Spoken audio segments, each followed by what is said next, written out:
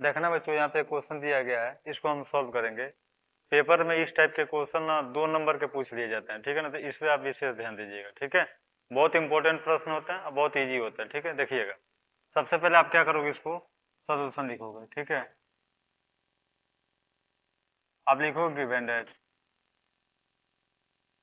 Given that, देखो ए vector का मान इतना दिया ना, तो इसको जैसे तैसे लिखो।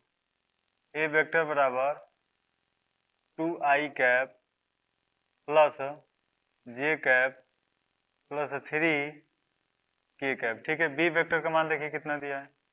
बी वेक्टर का मान होता है बच्चों 3i cap plus 5j cap minus 2k cap, ये दिया हुआ है, ठीक है। पहले हमें ए क्रॉस बी वेक्टर निकाल लें, तो ए क्रॉस बी वेक्टर निकालते समय हमें ध्यान देना चाहिए, हम इसको सारणी के द्वारा लिखेंगे ऐसे, ठीक है। यहाँ पे होगा आई कैप जे कैप के कैप। देखिए इसका, देखिए आई के गुणा कितना है 2, जे का कितना है यहाँ पर 1, के का कितना गुणांक है 3, यहाँ पर आई का गुणांक कितना है 3, जे का कितना है 5 और के का कितना है -2, ठीक है।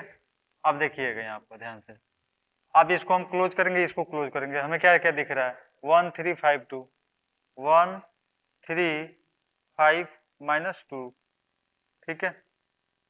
इसके आगे आई था ना, तो आई लिख लेंगे, ठीक है। अब यहाँ पे ये प्लस चलता है एक बार, माइनस और प्लस चलता है, ठीक है, तो ये माइनस जे कैप हो जाएगा, ठीक है।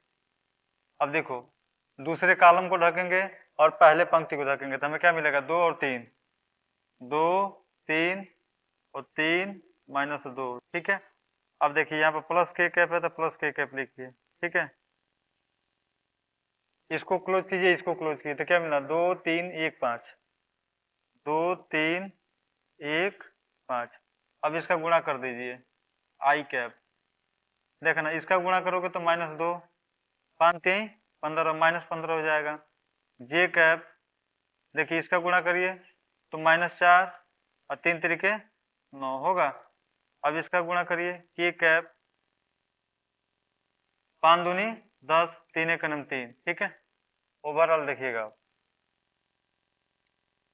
अब ये निकल के आ जाएगा